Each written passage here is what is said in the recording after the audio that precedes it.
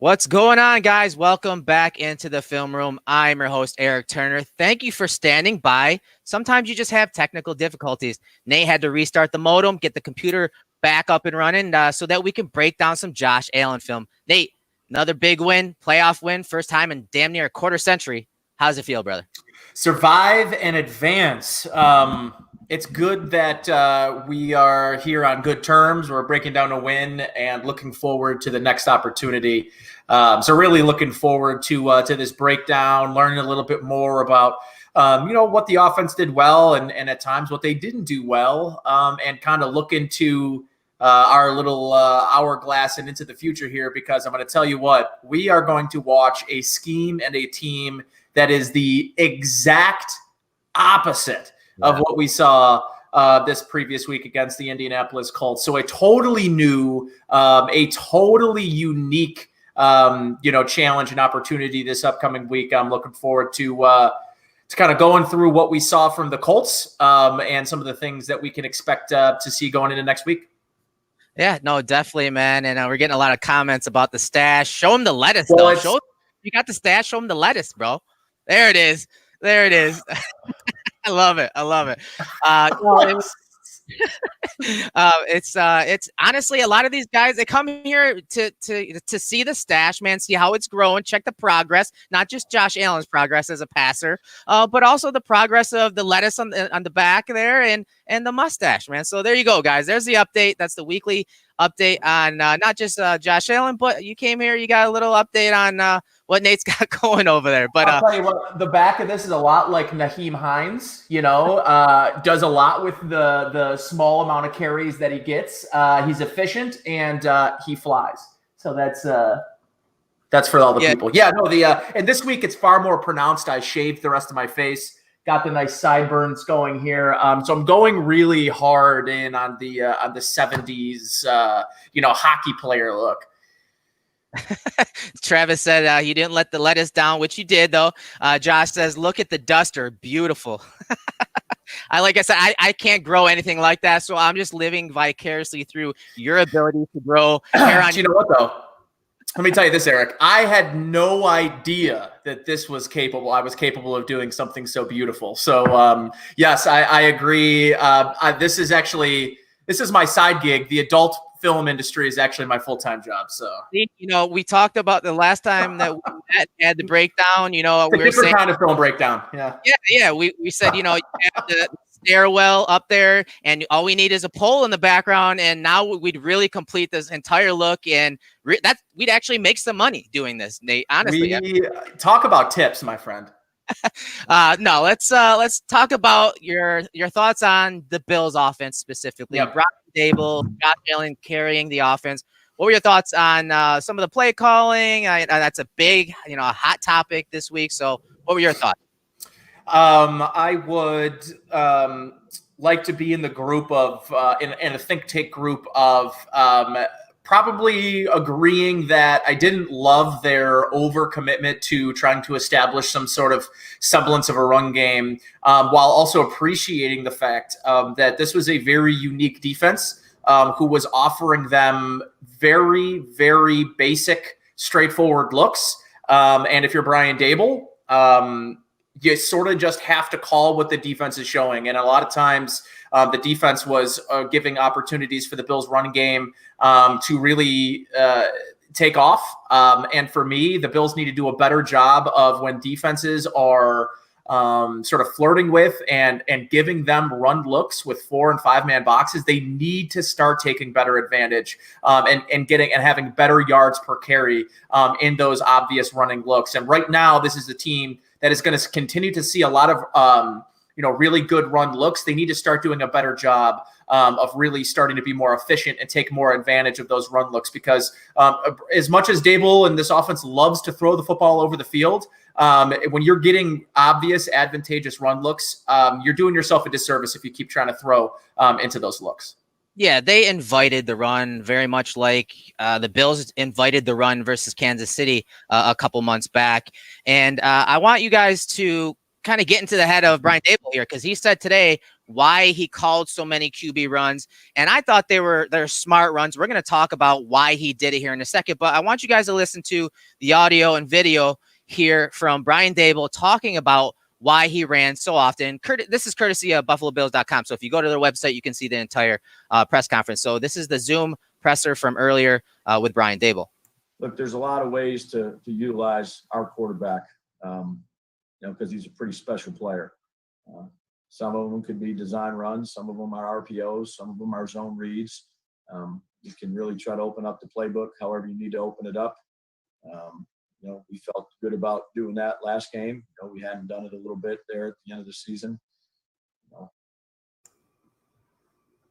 So, yeah, I mean, obviously he wanted to be aggressive. That was my main takeaway from this. And a lot of people didn't see it that way because of how often they ran. And if you compare like their runs in the neutral script, it's something that a lot of advanced statistics they talk about is that neutral script. They were quite average when you compare it to their run versus pass ratio during the season. But I think Brian Daboll's aggressiveness not only was we're going to show in the passing game, but we saw it in the run game as well. And I think that he did it for a really good reason. So let's start with the QB runs, Nate, because obviously that was a big point of contention. If we flash back all the way to week 1 when he ran it in double digits, Josh Allen did. A lot of fans were up in arms about it then, and of course they were up in arms about it in this game. And I want you guys to listen to some of these stats. Obviously, if you look at the film, you saw a lot of QB runs called versus 5- and 6-man boxes, which I'm sorry, if you're an offensive coordinator in the NFL and you're getting those type of boxes, you should be able to run against that, but the Bills couldn't. So let's just whittle this down to QB runs and design QB runs this season. So Josh Allen is number 1 in success rate on QB designed rushes in the NFL. He is, if you add the scrambles to it, he's also number 1. So when you saw those looks where they were going in empty, going into 3-by-1 sets and motioning that running back out of the backfield and running those QB draws, running those power sweeps with the pulling guards, kicking out the edge defenders, and they weren't succeeding, you can't look at the results. You have to think about it from a game plan perspective.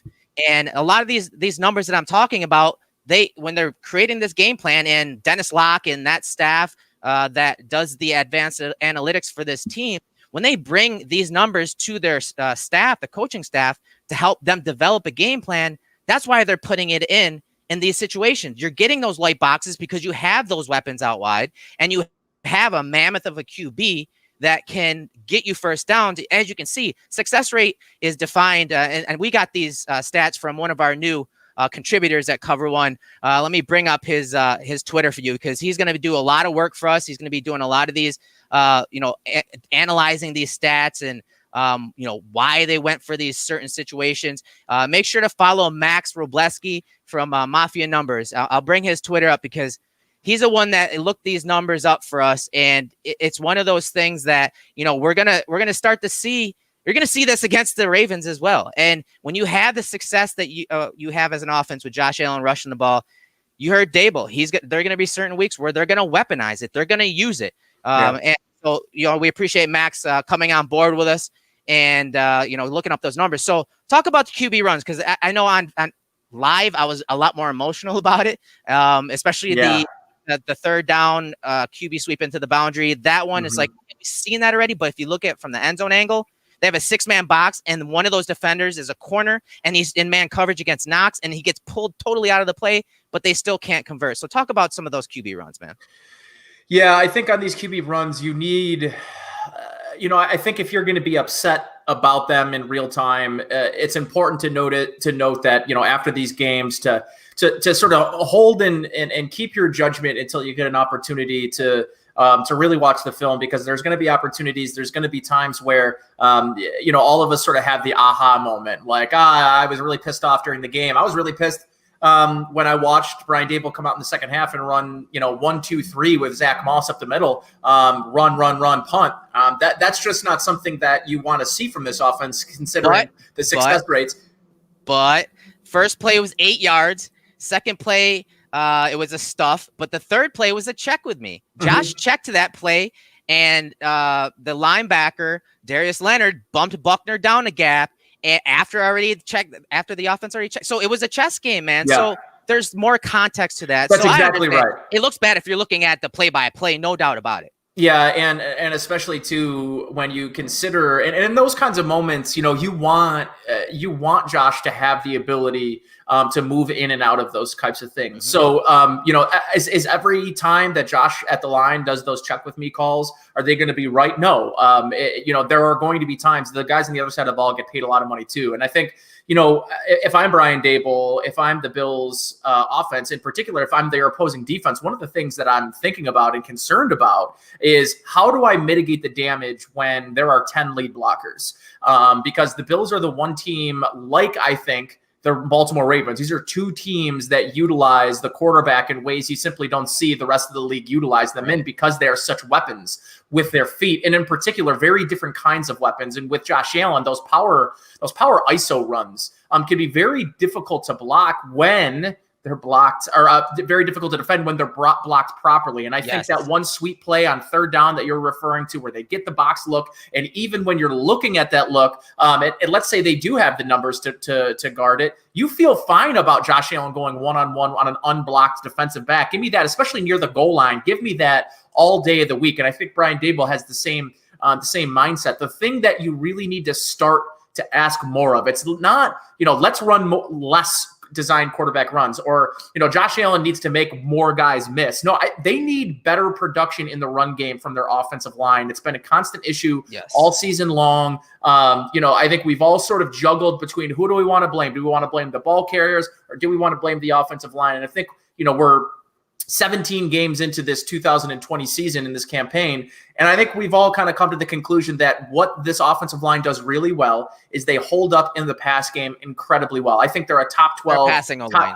They're a top 10, top 12 passing offensive line, passive block unit. And they leave a lot to be desired in the power run game and just the hat on hat. They lose a lot of those one-on-one battles. And listen, I'm just going to tell you, DeForest Buckner had himself a football game last week. You've got two defensive linemen in this upcoming game, in particular, two guys that I think can really ruin the run game, and that's Calais Campbell, who is just a big, giant defensive tackle in that defense that is really one of the best interior defensive linemen in the league, still at his age. And the other guy is Matthew Judon, their outside linebacker / pass rusher, who does a lot of good things in the run game. Those are guys, they've got hats this week to really, I think, defend the Bills' run game, particularly from the quarterback position, without having to change too much of who they are. I think they've got the personnel to kind of match up against the Bills' run game pretty well. And obviously, we know what they have from a man coverage perspective at the defensive back position. But I think we can all agree that the quarterback runs are a weapon for this offense. They need more efficient blocking. If he didn't rush the ball, what rushing attack would they have? They wouldn't have had one. Yeah, and I said, like, Josh, more times than not, per EPA, per all the advanced stats, is going to have success. And so if you're getting those light boxes and they're inviting it on 2nd and 10, why aren't you doing it? Yeah. So I get it from that perspective. But let's move on until I want to talk about a couple of things, two things. The RPOs, the check with me's that Brian Daboll gave Josh Allen, I think they're going to be incredibly important this week against Baltimore. And then just the overall game plan, the passing game plan, because you're going to see a lot of it in the film, but I want to preface it. So let's start with the RPOs and check with me's.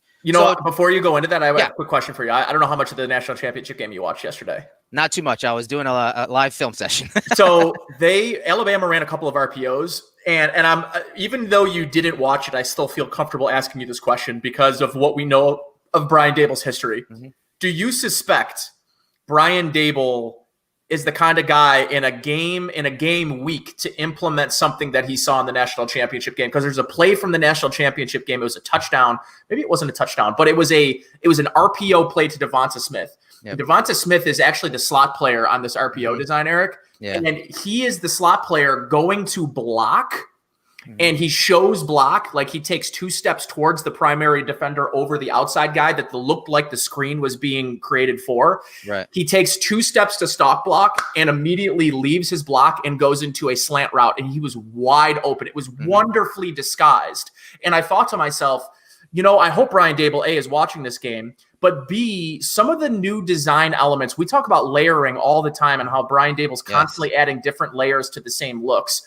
how can, and maybe this is a broader question that we can talk about when we see some of these on film, but with adding layers to the RPO, how can, a person that may not know exactly what to look for in an RPO when they're watching film, how can you as a play caller create layers to a play that in theory is very basic and straightforward? You're just giving your quarterback the option to run or pass on the play. But how do you add layers to that? Well, I mean, first of all, you saw it in the game. We're going to break it down. Is that zone read? You're going to have that zone read is the first layer, obviously. So that's an option. Like, it's a new school option run. But then you also had the two receivers, Knox and Diggs, out wide. That's another layer. Mm-hmm. The other layer that I did see from Devontae Smith that Brian Daboll has in a playbook, it's just they haven't used it in a while, is how they brought Devontae Smith towards the formation, towards the quarterback, and then just orbit him back towards the sideline. Yep. If you remember 2 years ago, they did that to McKenzie, and when he made that throw to McKenzie, and I think he was knocked out right around the goal line, it was a red zone play.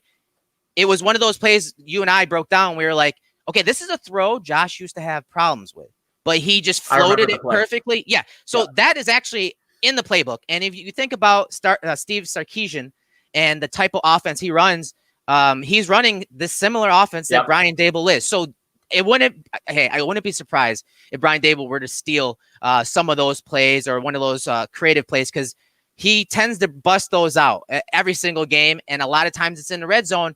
And when you have a guy with the arm strength and arm talent of Josh Allen, and when you have some of those speedy weapons and gadget players and the creativity to build on some of the stuff they had before, I mean, everything is on the table, which is why defending Brian Daboll and Josh Allen is so difficult this year, which is why Brian's getting the type of looks that he is. It just, there are so many layers that you can still add to it. And we're still seeing him unfold some of them, like that pop pass that we're going to talk about. Like that is, everyone is thinking it's a run.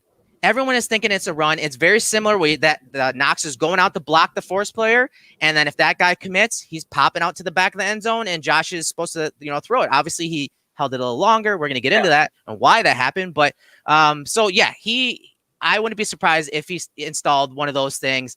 It's still early in the week too. So they haven't even, they talked about the game plan. They don't install it till tomorrow. So all of that's on the table. And I just think what Brian Daboll did as far as weaponizing Josh Allen with not just the QB runs versus the light boxes, not with just the RPOs, but the check with me is it's something that, this game reminded me of the game from a couple years ago when they played Minnesota, and they gave Josh Allen a lot of and/or type reads, right? Where I'm going to get to the line of scrimmage. If I see two safeties deep, we're going to get under center. We're going to hand it off. In this game, they were getting a lot of too high looks. So what was Josh doing? He was getting up to the line, and it was usually a pass call for the first one, and he was reloading the play. We're gonna hear some of that and see some of those plays. And so Brian Daboll was giving him options. If you have a light box, we're gonna run it. If you have a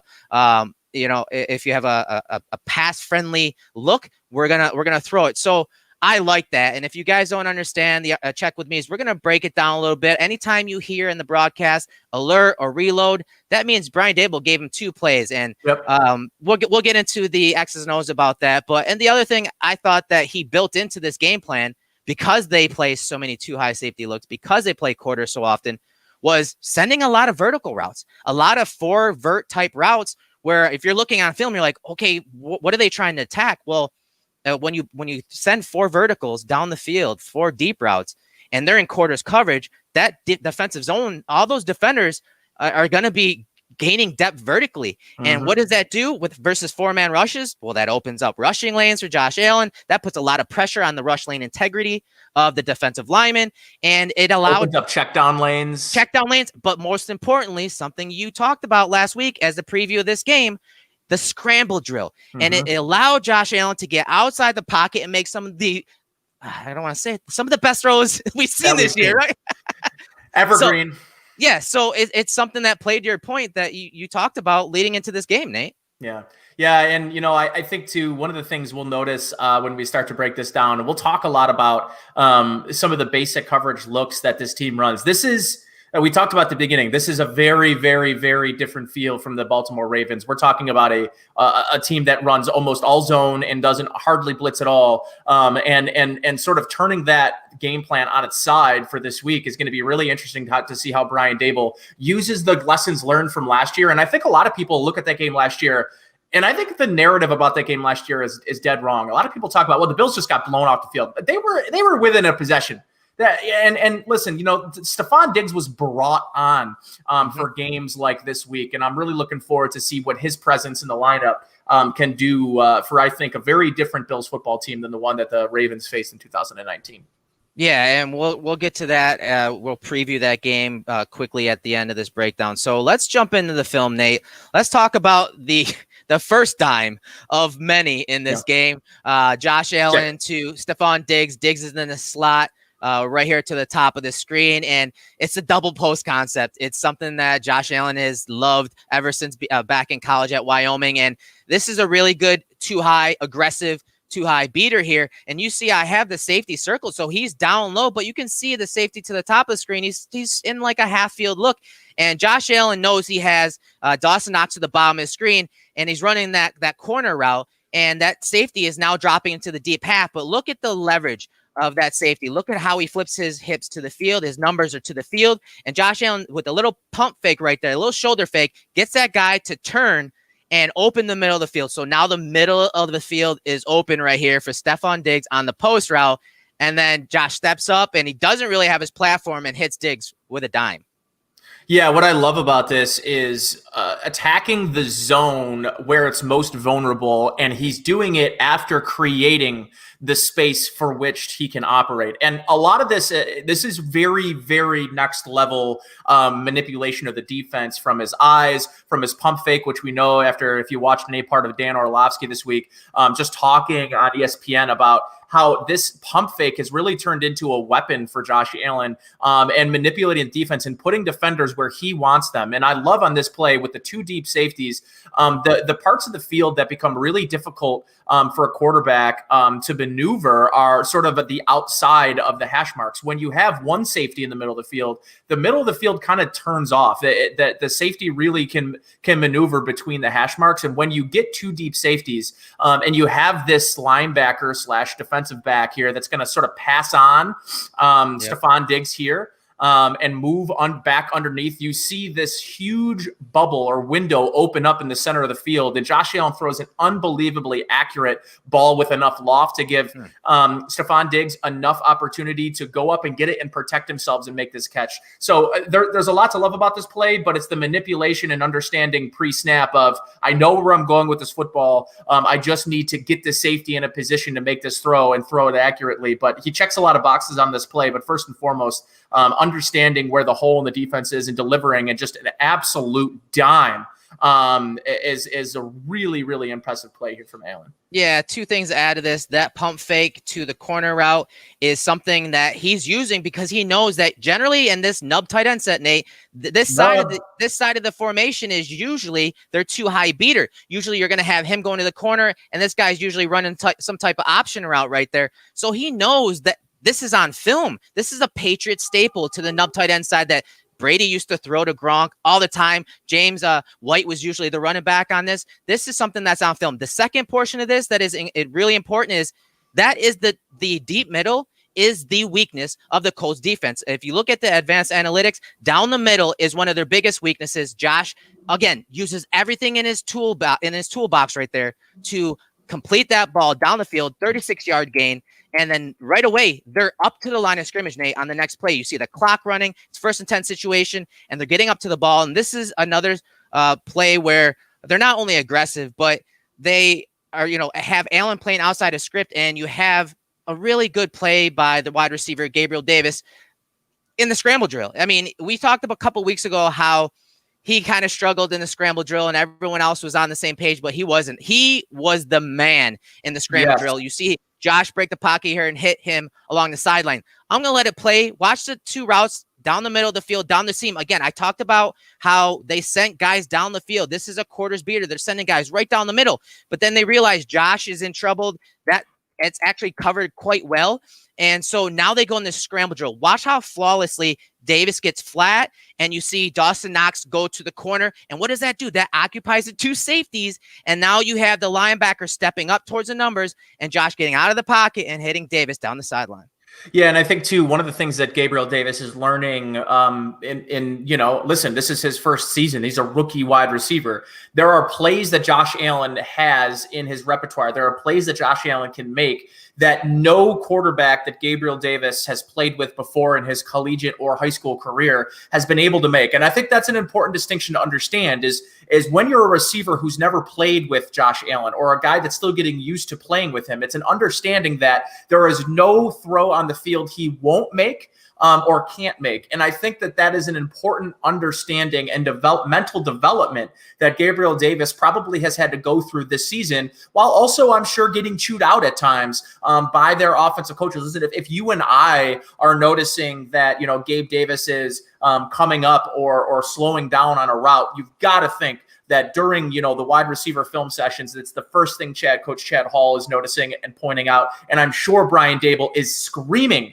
at during practice. When we get into these scramble drills, it's super important for you to understand your rules and where to get to and create create yourself and make yourself into a target for Josh Allen. And on plays like this, there were 3 examples of this from this game where we saw major improvements from Gabriel Davis. And really what this comes down to, Eric, is just a willingness and an understanding to keep moving, keep my feet moving, continue to find space. It's what Stephon Diggs does so well, as he keeps his feet moving, he keeps his motor running, and he's constantly trying to find different areas in a defense to make himself available to his quarterback. And if you know anything about Josh, when he's rolling to his right, that sideline becomes a really lethal weapon for him. It almost becomes a 12th offensive player, that sideline. Yeah. And so for me, I thought Gabriel Davis did such a better job this week of making himself available and remaining a weapon while he's on the field. And I think it's just really important as his career develops alongside Josh Allen and any young player that comes here into Buffalo and as a pass catcher, that they know that, stopping or slowing up routes in an offense with Josh Allen, you're doing yourself and the rest of the offense a huge disservice. Yeah, and Alan, we appreciate the donation there, man. Thanks for tuning thanks, in. Alan. Yeah, we see you in there, man. We appreciate it. So yeah, I mean, in the boundary awareness, man, by this rookie, and you heard the coaches talk about his development this year and his growth. It's nice to see, and this is not the last play we're going to see from him. So let's move on to the next play. It's a 2nd and 3 situation. Bills are now on the 3-yard line. So this is that pop pass. And you see Moss motion out wide. And what does that do? That kind of pulls a guy out. Everyone has to bump out wide there. And it's going to be like a little screen and fade to the top. But this is really just showing as a QB power run. And I'm going to show it from the end zone angle. Watch Knox go to block that Forest player, that edge defender. I think it's a corner right there. And as he steps up, he just slips out the back of the end zone. Of course, Josh, again, he tries threatening the line of scrimmage a little longer than I'm sure Brian Daboll had planned. But you'll see why here. So I want you to watch Buckner, because he was a menace. You see Buckner pulling, and Buckner takes that run away. Josh really wanted to keep this. Watch Buckner on the double team right there against the combination block, that deuce block between the right guard and right tackle, and he spins over the top of that. So now Josh wants to cut it right up in here, and he's expecting that those 2 guys, picked up Buckner. That you want 2 guys on him if you're going to run at him, and they do. And so Buckner actually widens the hole for Josh after the pull here, and Josh wants it, man. He wants it right up in there, but obviously Buckner closes that down. Now Josh is in trouble. Play speed is on point. He just shot puts it to Knox in the back of the end zone. Yeah, the thing too that 100% he wants to run it on this play, and I think that's why the delay that you see happens for as long as it happens. But for me, this is what makes Josh Allen such a weapon, is even on plays that are broken down, he's still able to make and find positive plays out of it. This was a really important moment for this in this game too. They had a score. And, one of the things that the Colts didn't do was score enough when they got to the red zone. The Bills, when they got to the red zone, they made their trips there worth it. And this is a really, really good improvisation from Josh Allen. He's just maintaining falling over, man. It reminds me of it reminds me a lot of the Broncos game. There's a Broncos game he did that, and it was early in the year. He did it to Gabriel Davis where they showed that power run, and he hit Gabriel Davis on the slant over the middle. Like, I don't know how he does it, man. I don't know how he even gets there. It doesn't seem like it's a far throw, but I mean, he's on one leg and he's falling over, and he's able to shot put it over the top of some really good defenders to Knox, and thank God he catches it. Just a crazy play, man. So we're at the bottom of the second quarter, 2nd and 10 situation here. And this is the play where, again, Josh plays outside of structure here. The Colts linebackers, both of them rush up the middle. The edge defender kind of peels off with the running back because the Bills have numbers into the boundary, so they think. And this is something that they ran in 2019 versus the Steelers. This is something that they ran against the Dolphins in week 2, and Van Noy almost picked them off in the flats. He thinks he has a 3-on-2 into the boundary because he's expecting Justin Houston to rush off the edge there, but he peels off of the running back. So now Josh has that edge. You know, that edge rusher drops out. There's no one containing him, so he gets outside the pocket. And then, again, the scramble drill rule by Davis here and the toe drag swag down the field. I mean, just a flick of the wrist from Josh Allen. Man, everyone on that sideline, good on the referee for catching this, by the way. But this series couldn't be a more important series to this football game. And arguably, you can look back at the series like this and think this is a winning drive right here. This is the type of play and a field goal difference type of game. All these plays make a difference. And for Josh Allen, maybe he breaks the pocket a little quicker than you'd like. But you know what? It was one thing when Josh Allen was breaking the pocket as a rookie and as a second-year player to really just become a runner, and a totally different thing where basically he's using these opportunities to create better platforms to throw the football.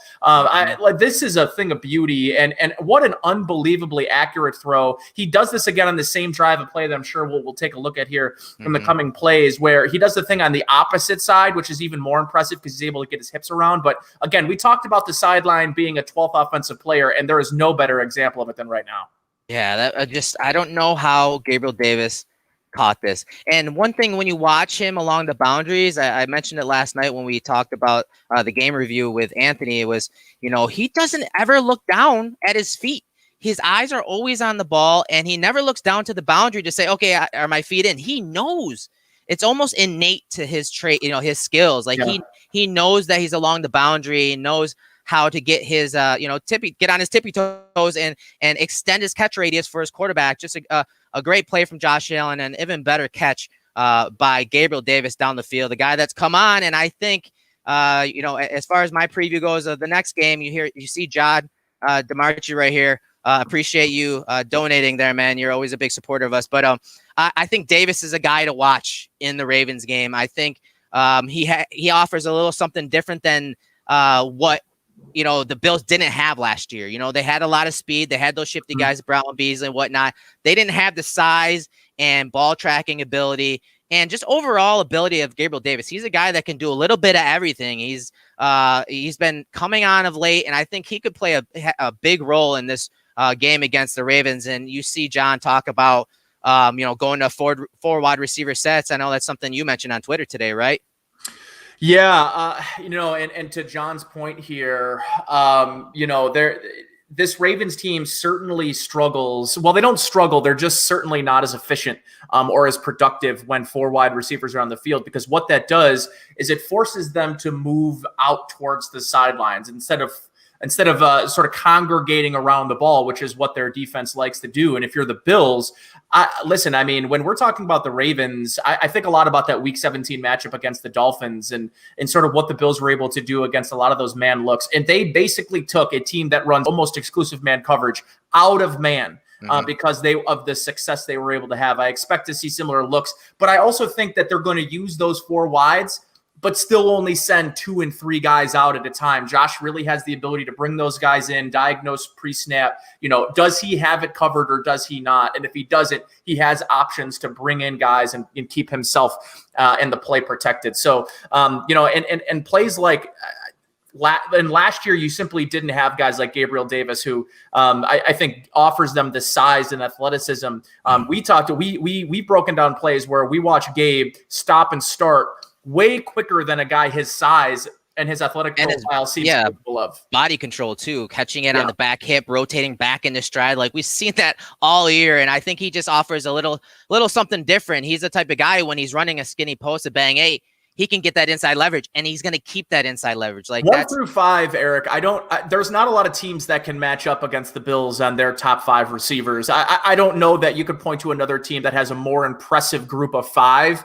Maybe you can look at Dallas. Their group of 3 is really, really good and young. But if you look at the whole, a group of 5 receivers, the Bills may have a better group of 5 than just about anybody in football. Yeah, and to kind of wrap up your point about the Ravens and the game plan, it's early in the week, so I haven't watched a ton of film on them. But if they are going to go to those 10 personnel looks, they have to be able to run the ball out of it. And I think they're going to have to use a lot of eye candy. That McKenzie's going to have a role this week as opposed to last week against the Colts, with how much man coverage the Ravens play, with how much pattern matching they do.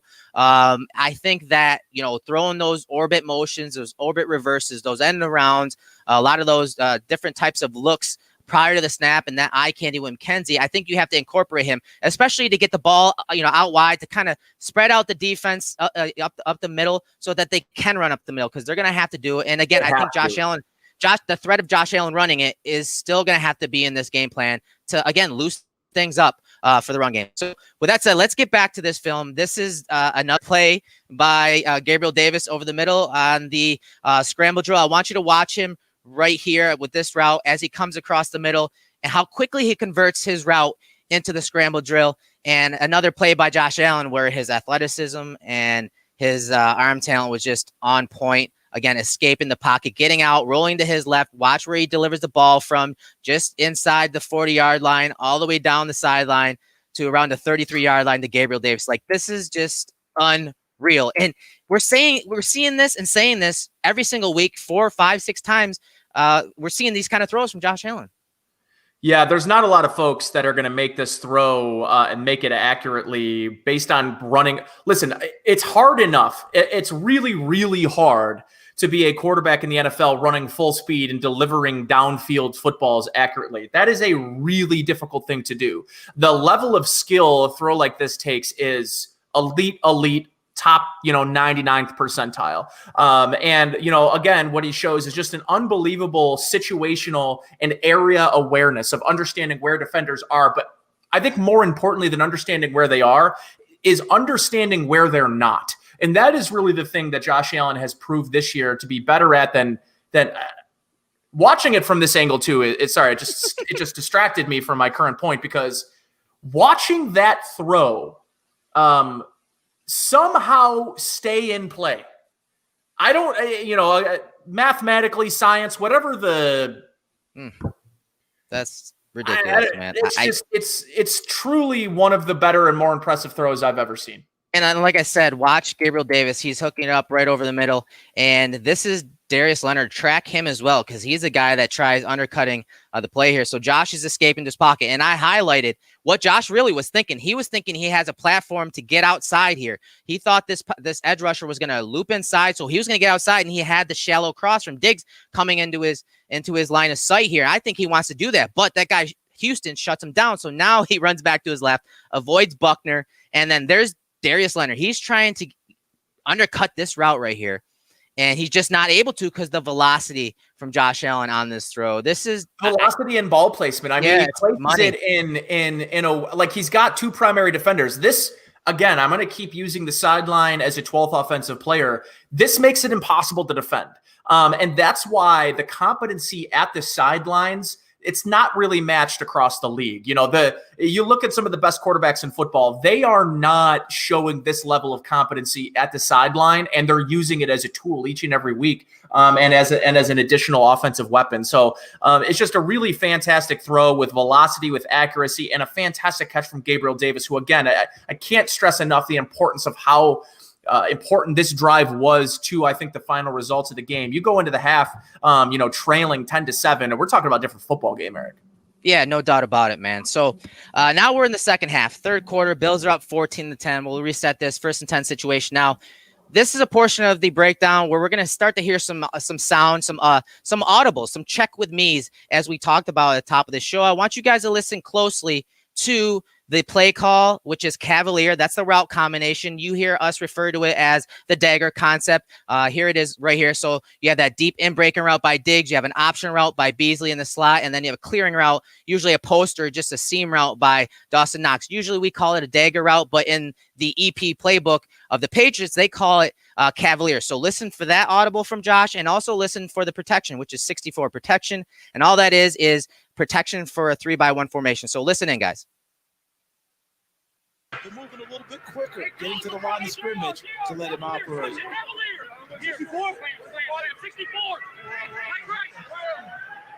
So I'll play it again. You hear a Cavalier, and this is with the headset on. So Brian Daboll and Josh Allen are in communication here, and so you can hear the Cavalier call right here. That's the route combination to the bottom. They're moving a little bit quicker, getting to the line of scrimmage to let him operate.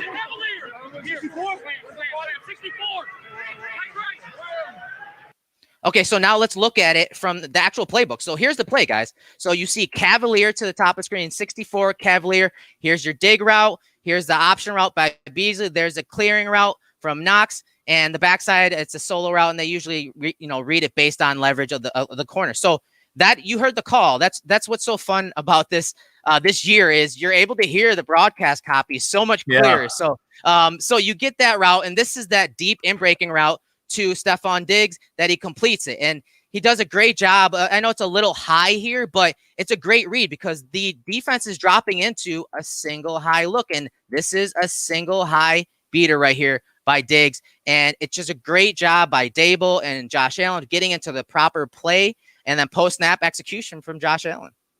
First of all, Kyle, appreciate the hell out of you, bro. Man. That's awesome. Thanks. Yeah, we really appreciate it, man. Seriously, this is the kind of stuff that makes this worthwhile and makes this easy for us to do, man. We really, really appreciate all the support from everyone in the chat here and who's joining us tonight. But yeah, why don't you answer that, dude? Why don't you talk about 5 receiver sets? It's something I know some of the guys in the Slack channel were analyzing with personnel groupings and whatnot.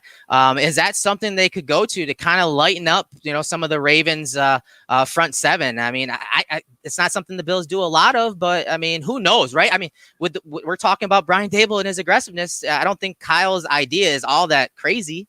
Either do I. And the reason I think that is because you still have the threat of running the football. Yeah. And if you want to run 5 receiver sets, and if you're the Ravens and you still want to try to make sure that you've got men home to spy Josh Allen, well, now we're talking about a numbers game that doesn't add up because they're either going to have to spy a defensive lineman. And I love Josh Allen's ability in a foot race against any of the Ravens defensive linemen that want to spy on him. Then that also means you're taking a competent pass rusher away from putting his hand in the dirt and getting after the quarterback. So on top of that, you're creating good pass rushing numbers. So at the very least, if they spy a defensive lineman, you've got a one-on-one rushing matchup against a defensive lineman. Give me Josh Allen in the foot speed race there. And then secondly, if Josh Allen remains a passer, there's a 3-man pass rush. And as we know with Josh Allen, the longer you let him sit in the pocket, the more opportunity his receivers are going to have to get open against man coverage. So right there, love the opportunity that presents itself. And then you're talking about, well, let's say they rush 4, but then they've got to use one of their one linebackers or one of the defensive backs to dedicate as a run defender against Josh Allen. It's really difficult to win in 5 receiver sets when you've got a quarterback as good at running the football as Josh Allen, because even though you're taking the running back off the field, the threat of running the football still exists. So I think 5 receiver sets could be something that I would look to. And we mentioned before, there may not be a team that offers a complement of 5 wide receivers that bring all different sorts of skill sets to the table than the Bills, in particular with Isaiah McKenzie. I think that could definitely be something we see. And I would say as a weapon that you could potentially use in a lot of hurry up looks. Let's say you start off in 5 wide receivers, you get a completion, get right back to the line of scrimmage. Don't let them substitute. Keep that personnel on the field and force them to defend you with the guys they've got in the field. So I think that there's a lot of good reasoning as to why you'd want to put 5 wide receivers on the field, especially against them, or 5 wides in the tight end. Dawson Knox is to me anyways, what's the difference between Dawson Knox and Isaiah McKenzie other than their role? Dawson Knox is essentially a receiver when he's playing out there. So give me a matchup with Dawson Knox against a safety 10 times out of 10. Yeah, and so I looked real quick on Sharp Football Stats, how often the Bills ran with, 5 wide receivers. And it's not often. It's 7 plays the entire year, 1%. So the only thing that really throws a hiccup in that type of approach is injuries. You got Beasley banged up, and you have McKenzie was kind of banged up as well. So that is the other thing to think about. And you don't want those guys getting banged up on a personnel grouping that you don't plan on committing to fully the entire game. So I'm not saying it's totally out of the equation, but I don't really see it happening. But you never know. Again, the playbook is open. We've seen that, and you see that here on this play. A great job, and watch the pickup by Singletary here. Watch him track Darius Leonard here on the twist. Great job of coming across the formation. A lot of guys are worried with Moss out how Singletary is going to pick up blitzes. He just, as long as he knows his assignment, he's going to cover up as best he can. Sometimes he's going to get rushed over and blown up, but good job here, and that allows Josh to reset his delivery right there and make the throw to Diggs. And Diggs climbs the ladder and makes the catch there. So you got to see a little of the, the cat and mouse game, the work at the line of scrimmage from Josh Allen on that play. And again, we're going to see a couple of those plays. And this is a 2nd and 4 situation with, again, another alert reload. And this is, I believe, the touchdown at the top of the 4th quarter. So you guys, I want you to listen in again at the line of scrimmage, because it's a play that Josh initially kind of checked out to. So listen in. Buffalo maintains possession, now facing a second. So you heard the alert there, and that's why Josh goes under center. Initially, they come out of the huddle, and he is in shotgun, but because he sees this safety deep right here, he sees a light box, I believe they're checking to a run with him under center. Now listen in. 4, Zach Moss, the Pac-12 off. You see him looking right at that safety, right? He's taking a look at that safety. That guy's dropping down, a single high safety look. He's got Diggs one-on-one to the top of the screen. What do you think he does? Defensive Player of the Year at Utah in 2019 and a 3rd-round pick. He reloads it. You can hear him reload the play. So he's reloading the initial play. So Daboll gave him this play, this pass to Stefon Diggs, and if they were in a too high safety look, Josh was going to call the alert. You see him go to his helmet, point to his helmet twice, call the alert, and probably, like I said, I think it's a run check being the second play here. So he sees that safety creep down, that safety blitzes. Out of action. And what happens? Play action fake, eye manipulation, pump, little shoulder fake, and house call for Stefon Diggs. Man, this is awesome stuff. Again, I think this is great that you can hear these things because of the crowd not really being there, being all that loud, and just the broadcast copy is a lot more fun, man, for guys like us that like to steal signs and calls like this, right, Nate? Yeah, especially when you want to listen in and kind of feel like you're a part of it. And one of the things I love about this play is, listen, understanding your matchup on one-on-one. This isn't Stefon Diggs and any savvy route running. This is him running in a straight line past another NFL athlete. And I think that's the impressive part about Stefon Diggs that is not really talked about, is that straight line speed that he sort of has in spades, but it's sneaky, right? And this is one of those plays where TJ Carey right there lost.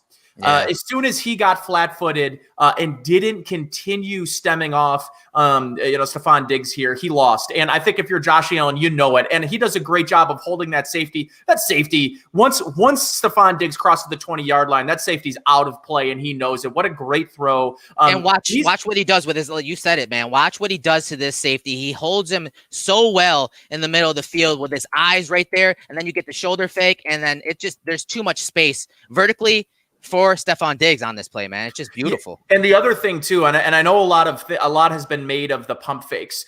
I have a sneaky suspicion, and if you watch Josh Allen throw the deep ball, he's almost always going to it. And I think that there's a habit that's being generated with Josh Allen on these deep balls. I get the sense that as much as that pump fake might be used to freeze defenders, I think part of the pump fake's purpose is actually to reload his mechanics. I think that's sort of putting him in to the proper mechanics to throw the deep ball. And it's sort of resetting his mindset. It's resetting his lower body and his mechanics in order to create a platform to throw these deep balls. There's a reason why he's been so much more successful with these types of throws this year. The mechanics are much better.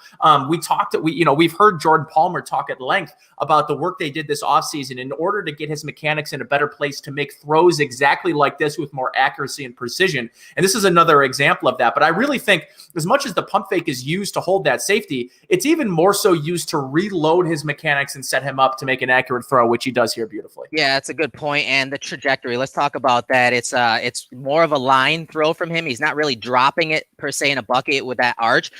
But it's important on this one to have velocity and be a little flatter, because if he does, he's running out of room. Yeah, he's running out of room, and then Kaiir looks back at the last second, but the ball drops in so quickly that he's not able to get his head around and arm out to block the ball there at the catch point. And just, my goodness, like, I like your point about, the pump fake and everything, but it's something like he does it so well intentionally sometimes, but then unintentionally. And here I think it was pretty obvious. I think they were trying to set up that touchdown that they've thrown several times where Beasley's running the option route, sometimes being an out route, and then they sneak that go route behind him. You saw it against the Niners with Gabriel Davis. Like, they're showing that, again, building on the film that they put out all season, and then adding that next layer, that next level. Well, guess what? I'm going one-on-one to Stephon Diggs against TJ Carey if it's a single high look. Like, this is an easy decision for Josh. He just needs to stick the throw, and he does. Yeah, I mean, too, the thing about a throw like that, a 9-ball at the 40-yard line is really difficult because you run out of room very quickly. You're spot on about the tweak of velocity a little bit. Yeah. So we're gonna go on to the next play here, and this is another one of those plays where Brian Daboll gave him 2 plays at the line of scrimmage. So Josh comes out of the huddle, everyone gets to the line of scrimmage, and you see him pointing to his helmet, and he's calling the alert. So he looks to be checking the run, in my opinion. Going under center, putting Devin Singletary on the box. But again, he sees the defensive look, and he says, no, reload the play. And you see Beasley to the bottom. He sends the reload out to the receiver to the bottom, John Brown. And so they end up running the play that Brian Daboll called initially. And it's just that slant route over the middle to Beasley in that window. But again, this is another layer to the play. So you have Beasley running that slant route, but you have John Brown running the in route. You see the fake to Singletary, and this is not an RPO. This generally they ran this out of RPO in this game and this season, but this is pure play action pass right there. And just watch Josh Allen set up. He's actually setting up and making it look like he's going to throw it to John Brown to the bottom of the screen.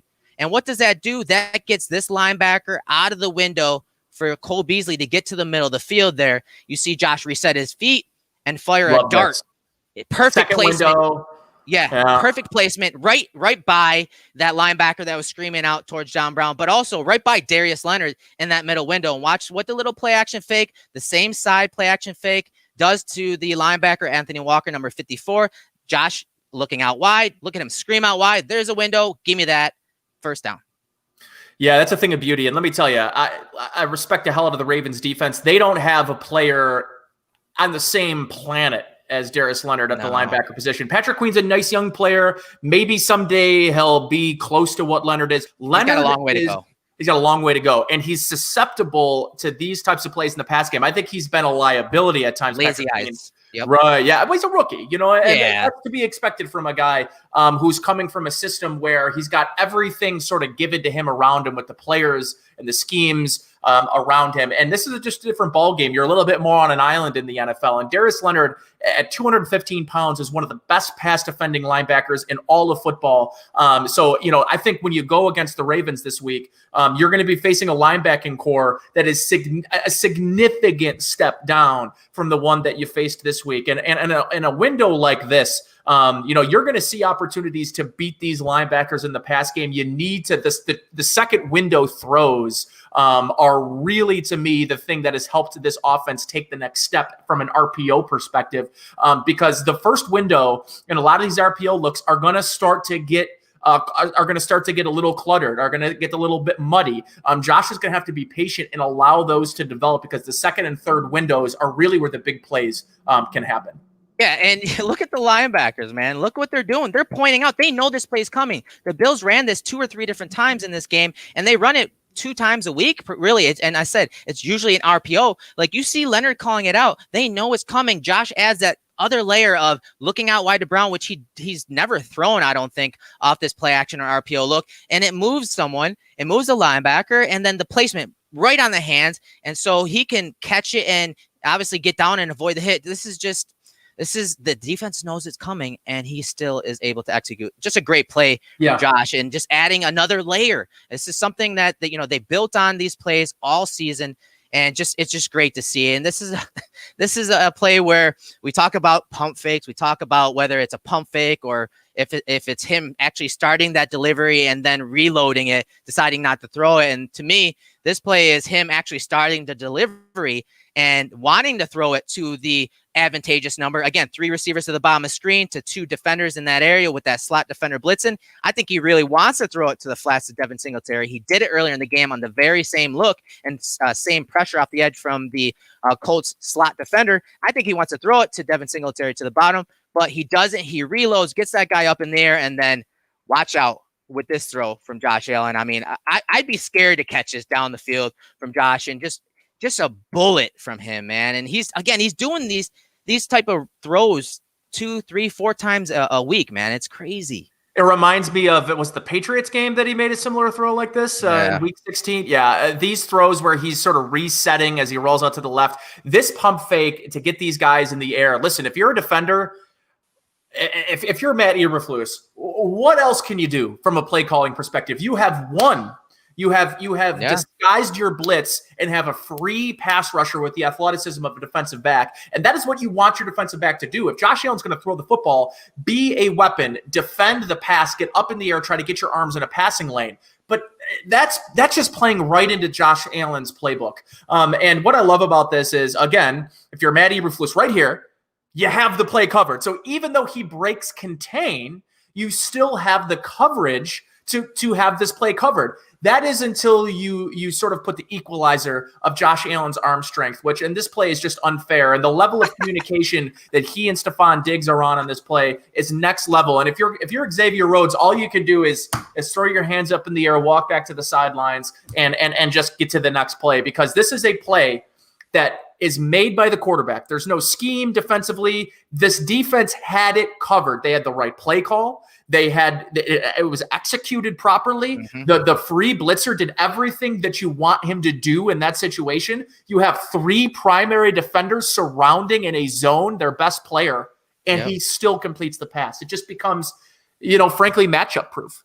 Yeah, and if I want you to watch Josh Allen's helmet as he breaks contain, he's looking down the field, he's seeing what the scramble drill is, how it's going to unfold, and right about here, he takes a quick peek to Diggs. He looks really quickly right there at Diggs to see how Xavier Rhodes, again, not a slouch in coverage, right there. And you can see he's not far off from Stephon Diggs when you talk about depth between the 2 players. He takes a quick peek, but then now he looks upfield and he's taking a hand off the ball like he's going to throw it. And what it does to this guy, and obviously I think this is Darius Leonard right there. So he's looking this way, holds the safety as well. But then again, he just boom, outside. He throws it outside. It's almost like a no look. Like he takes a quick peek right there. No, upfield, and I'm back to Diggs and the velocity.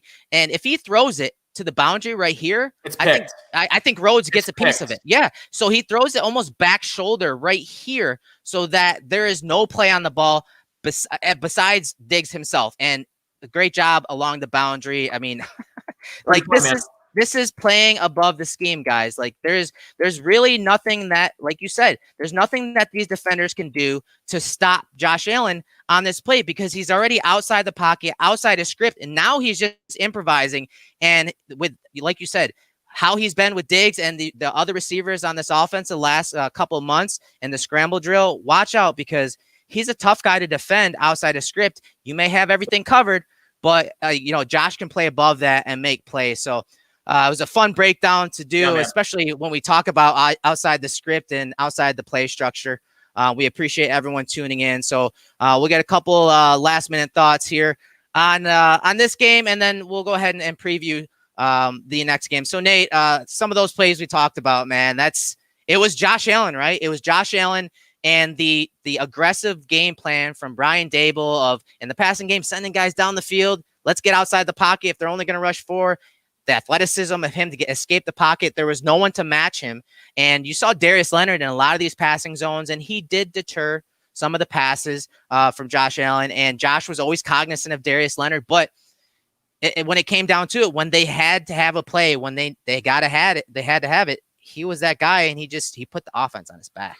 Listen, the Indianapolis Colts are a very respectable 7 seed. Maybe, in terms of last seeds and wild card seeds, they're probably in the last 10 years, find me a better team, especially when you expand the playoff format, being an 11-win team coming in. That was as tough of a first-round matchup as you're going to have. That is a damn good coached football team. Frank Reich is one hell of a head coach. He's going to be in this league for a very long time. Matt Eberflus, he's going to be a head coach, if not this upcoming year in 2022. You got the best punch from an 11-win football team. And, I think that there were times where I watched this offense and felt like maybe they were gripping the ball a little tight. Maybe there was, all week, people, media outlets, everyone was trying to create this feeling of pressure, that there was this manufactured pressure on the Bills. And although I didn't truly believe there was pressure, they played like it a little bit, right? I think they played like they really needed to get this win to feel like they could be the team that they were to end the season. I think they needed to get this first win, this playoff win, this monkey off their back. Now that it is, I just think that the Bills are going to be playing a far freer type of game. Listen, you lose that game, you're talking about when does that monkey come off the back? Because now you look into next year, into 2021, into 2022, the pressure, that is pressure. If you get to the playoffs and you can't win, that really becomes pressure. So it was monumental for this team to get the monkey off their back. The Ravens did it too. Okay, the Ravens and the Bills are 2 teams that really needed to get that playoff win. And for the quarterbacks especially, for the quarterbacks in particular. And listen, I think it's telling how much respect to Josh Allen, the coaching staff of the Bills they have for this Ravens team. This is a impressive Ravens team. You're talking about the 2 hottest teams in the league going head to head, the 2 most exciting offenses in football going head to head. The one thing that I'll say that the obvious advantage the Bills have going into this game is the wide receiver and weapons position. Mark Andrews is a hell of a player, but it's easier to cover Market. I would worry a little bit after watching Jack Doyle do what he did to the Bills defense on how they're going to game plan for Mark Andrews. The biggest difference is the Ravens don't have a Michael Pittman Jr.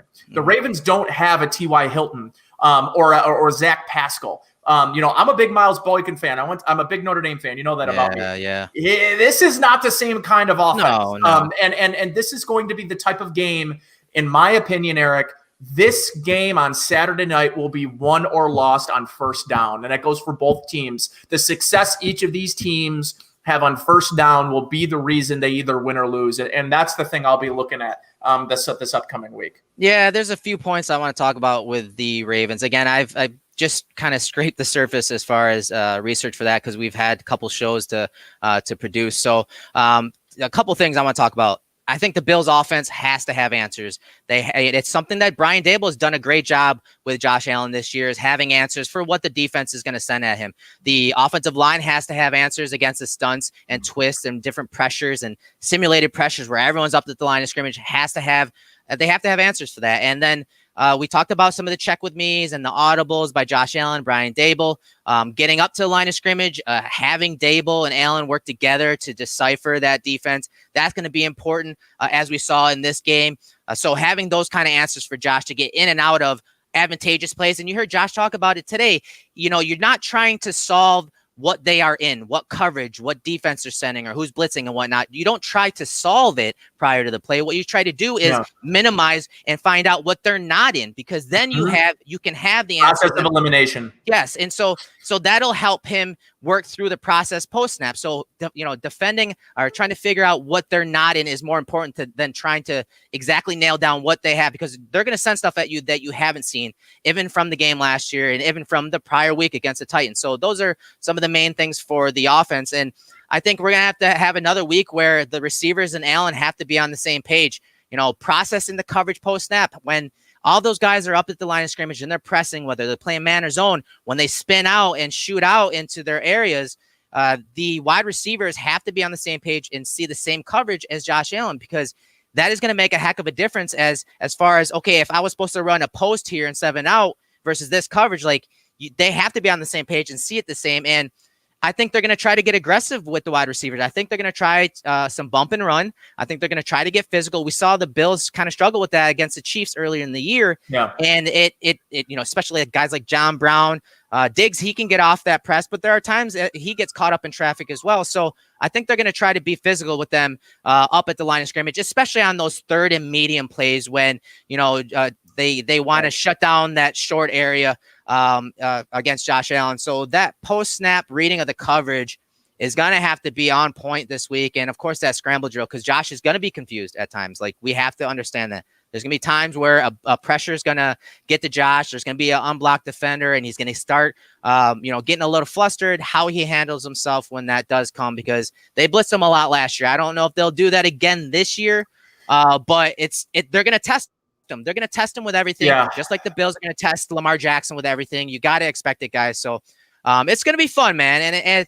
we're going to have several shows coming up just right after us at 9:00. The Hoof Podcast is going to have Bruce Nolan on. They're going to break down the Colts game and give you a little preview of the Ravens game this coming weekend. You're going to have the preview from Cover One Buffalo with Greg Thompson, Aaron Quinn on Wednesday. You're going to have disguised coverage later in the week. And again, the draft guys with Christian, Russ, and Zach are going to be putting out some content as draft season starts to kick into full gear for some teams, just hopefully not for Buffalo. So with that said, Nate, man, that was a fun breakdown.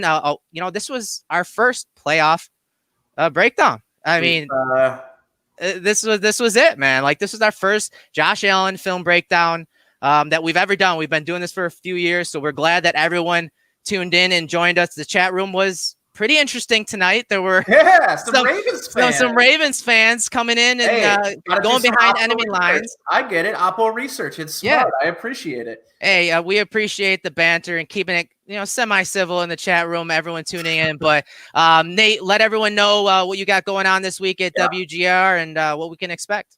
Yeah, so I will have a game plan article up at WGR 550 tomorrow afternoon. You could take a look at that. I'll have that up at some point in the afternoon. And then Saturday, pregame coverage starts 3 p.m. With Bills pregame. You can catch me, of course, on the radio.com app or up at WGR550.com and on-demand audio. So would love if you joined us. And obviously, I'm really looking forward to this game. Listen, this is going to likely be the game this weekend that everyone's sort of honed in on in terms of the matchup. I think this offers a lot of everything. It offers a little bit of defense. It offers athleticism at the quarterback position. It offers arm strength. It offers run game competency, pass game competency, coaching competency. This has got a little bit of everything in this game. And what more could you ask for other than an opportunity to represent your division in the AFC Championship game? The opportunity is there. That's all you can ask for, and I know I'm looking forward to it. I am too. So, guys, again, thanks for tuning in. I'm Eric Turner. That's Nate Geary. We will see you